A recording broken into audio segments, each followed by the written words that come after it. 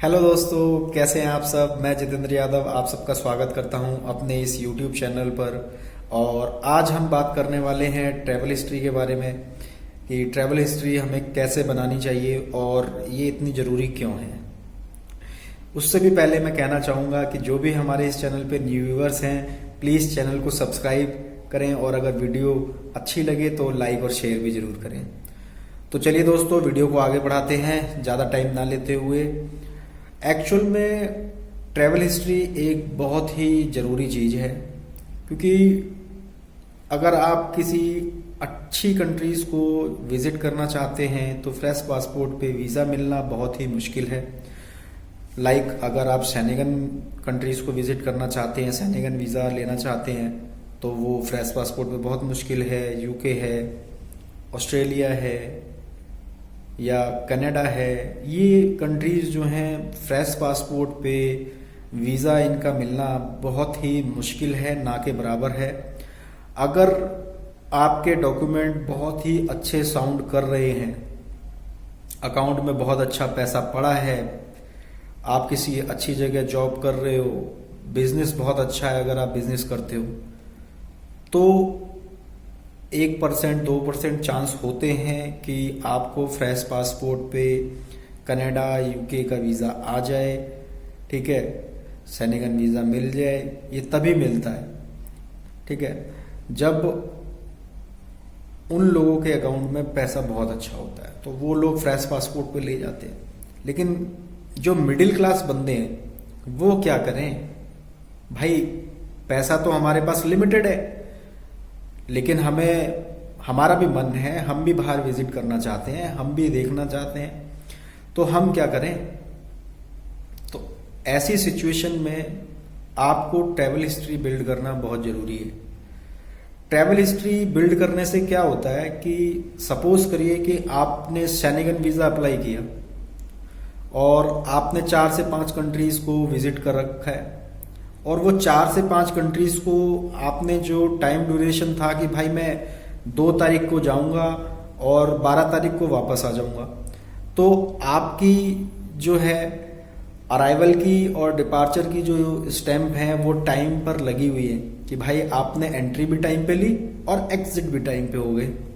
ठीक है, तो इससे क्या होता है ना, जब आप सेनेगन का या यूके का या आप कनाडा का, जिस भी कंट्री का आप वीज़ा अप्लाई कर रहे हैं, तो काउंसलर को आपके ऊपर ट्रस्ट बढ़ जाता है कि हाँ भाई, ये जो बंदा है ये एक्चुअल में जेन्युइन ट्रैवलर है, पहले भी इतनी कंट्रीज को इसने विजिट किया है और अपने जो इसके टाइम था उस टाइम पे इसने एंट्री भी ली है और उसी टाइम पे इसने एग्जिट भी किया है।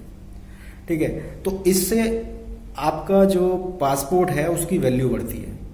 ठीक है, आप एक काउंसलर की नज़र में आप किसी भी कंट्री का वीज़ा अगर अप्लाई कर रहे हैं और आपका पासपोर्ट जब आ जाता है, तो आपका पासपोर्ट देख के ही काउंसलर को ट्रस्ट हो जाता है कि आप एक जेन्युइन ट्रैवलर हो। तो इसलिए ट्रैवल हिस्ट्री जो है एक बहुत ही इम्पोर्टेंट चीज़ है, इसको हल्के में बिल्कुल भी मत लो।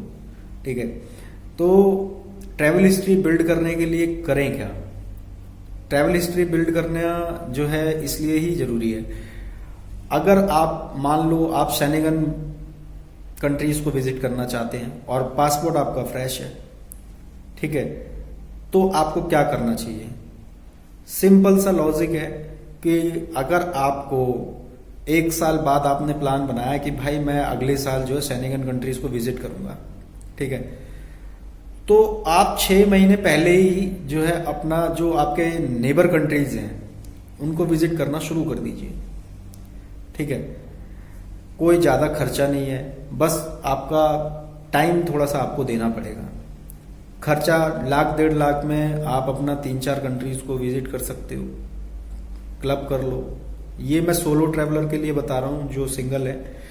अगर आप फैमिली के साथ प्लान करेंगे तो फिर आप उसी तरीके से प्लान करिएगा, थोड़ा सा आपका खर्चा बढ़ जाएगा। ठीक है, तो इसमें क्या है कि मान लो आपको मैंने बताया अभी सेनेगन कंट्री को आप विजिट करना चाह रहे हो, तो सेनेगन कंट्री को आपने प्लान किया कि भाई मेरे को नेक्स्ट ईयर जो है इसको विजिट करना है। ठीक है, नेक्स्ट ईयर में जो है जाना चाहता हूँ, तो आप 6 महीने पहले से ही अपनी जो है प्लानिंग शुरू कर दीजिए। और आप इंडिया से रशिया का स्टिकर वीज़ा ले सकते हैं, ठीक है। रशिया से आप ताजिकिस्तान, काजिकिस्तान, ठीक है, इनका आप स्टिकर वीज़ा ले सकते हो। और इन कंट्रीज को जब आप ट्रैवल हिस्ट्री बिल्ड कर रहे हैं तो उस वक्त पे मान लो आप रशिया गए, ठीक है, तो आप रशिया का अपना 6 से 7 दिन का जो है मिनिमम आप अपना स्टे बनाइए कि आप 5 तारीख को गए, आप 12 तारीख को वहां से काजिकिस्तान चले गए, ठीक है।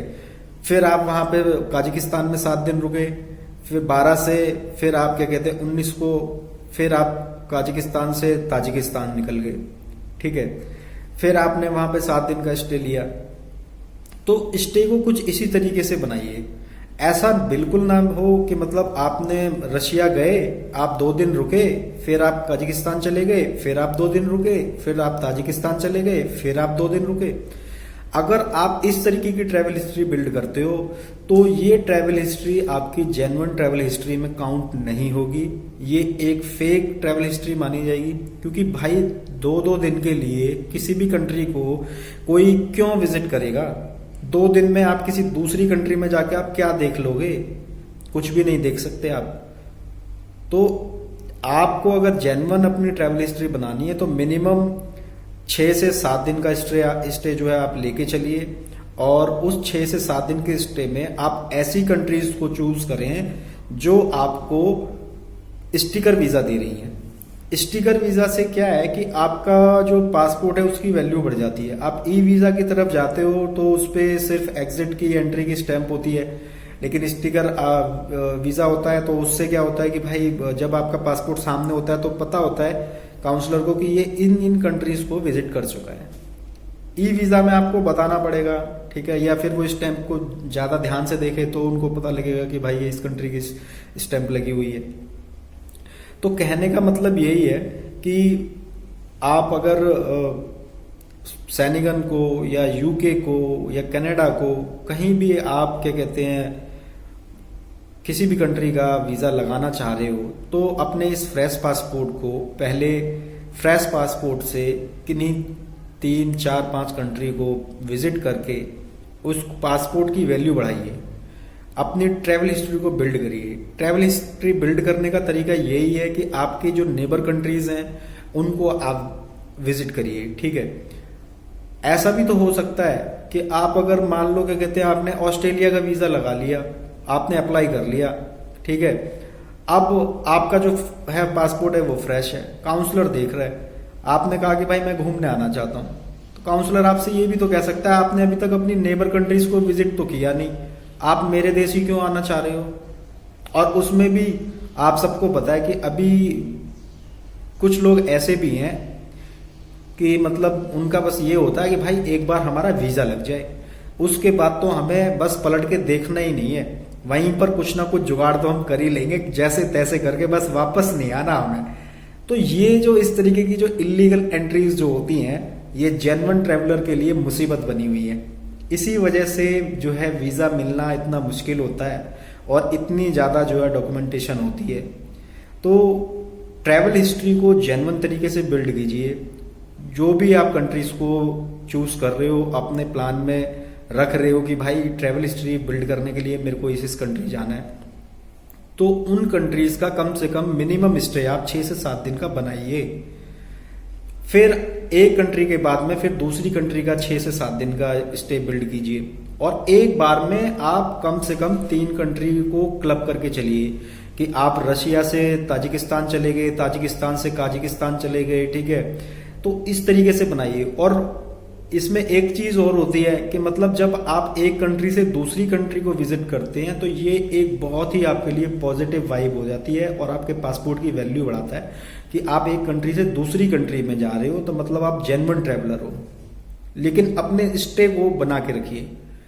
और जो भी आप अपने वीजा बना रहे, वीजा आप अपना, जैसे आपने रसिया का वीजा अपना लगाया, ठीक है, तो जब आप रसिया का अपना वीजा लगा रहे हो तो उसकी जो भी पेमेंट है या आप होटल बुकिंग कर रहे हो तो जो भी उसकी होटल बुकिंग है, वाउचर्स हैं, फ्लाइट टिकट है, वो अपने अकाउंट से ही कीजिए। जिससे कि आपकी जब आप क्या कहते हैं सेनेगन वीज़ा लगाते हैं या यूके वीज़ा लगाते हैं या कनाडा वीज़ा लगाते हैं, इनमें मिनिमम जो आपकी बैंक स्टेटमेंट की रिक्वायरमेंट होती है वो 6 मंथ की होती है। तो वो 6 मंथ में वो आपको पहले ही चेक कर लेंगे कि भाई ये बंदा इसने इस टाइम पे गया था और इस टाइम पे इसकी जो ट्रैवल हिस्ट्री बनी हुई है उसमें ये पैसा यहाँ से निकला है। अब आपने वो पैसा अगर कहीं बैंक से ना दे के कहीं और से दे दिया तो वो कहेगा यार ये पैसा तो ये बंदा घूमने तो गया लेकिन इसमें तो यहाँ पे कहीं पे मतलब दिख नहीं रहा कि इसने पैसा कहाँ से अरेंज किया या कहाँ से ये गया। तो कोशिश करिए कि आप जो भी अपने खर्चे कर रहे हो, ठीक है, आप अगर होटल बुकिंग कर रहे हो, फ्लाइट टिकट बुक कर रहे हो या आप क्या कहते हैं अपना वीज़ा की फीस दे रहे हो, तो अपने डायरेक्ट अपने अकाउंट से ही दीजिए, ठीक है। क्योंकि अगर आप अकाउंट से देते हैं तो वो उसमें मेंशन रहता है कि ये चीज़ें इसके लिए, ये पेमेंट इसके लिए कटी, ये पेमेंट होटल बुकिंग के लिए कटी, ये फ्लाइट टिकट के लिए कटी। आपको कुछ बताने की ज़रूरत ही नहीं है, आपके पेपर सब कुछ बताएंगे। और यही काउंसलर को चाहिए। जब काउंसलर को देख एक ट्रस्ट हो जाता है कि भाई आप जेन्युइन ट्रैवलर हो, वो इतना ज़्यादा फिर कुछ नहीं देखेंगे। लेकिन जहाँ डाउट हो जाएगा तब भी वो कुछ नहीं देखेंगे, सीधा रिफ्यूज़ल। तो ट्रैवल हिस्ट्री को बिल्ड कीजिए। जरूरी नहीं है आप रशिया ही जाइए, ताजिकिस्तान जाइए, आप अपनी नेबर कंट्रीज़ में कोई भी ऐसी कंट्रीज़ चुन लीजिए जो आपको स्टिकर वीज़ा दे रही हैं। आप उन कंट्रीज़ को क्लब कीजिए और क्लब करने के बाद में आप उनके साथ में अपनी ट्रैवल हिस्ट्री बनाइए, विजिट कीजिए। लेकिन बस ये 3-4 चीज़ों का ध्यान रखिए कि मिनिमम जो आपका स्टे होना चाहिए वो 6 से 7 दिन का होना चाहिए। जो भी आपकी पेमेंट डिटेक्ट होनी चाहिए आपके अकाउंट से होनी चाहिए। ऐसा ना हो कि मतलब आप अपना जो है वो किसी और अकाउंट से करा रहे हैं, लेकिन जब आप आगे शेनेगन के लिए या यूके के लिए अप्लाई कर रहे हैं तो कोई दूसरा अकाउंट लगाएंगे, तो वहां पर आपका ये जो भी खर्चा है वो मेंशन नहीं होगा, कहीं पे भी आप उसको शो नहीं कर पाओगे कि आपने ये इन चीज़ों का खर्चा कहाँ से किया।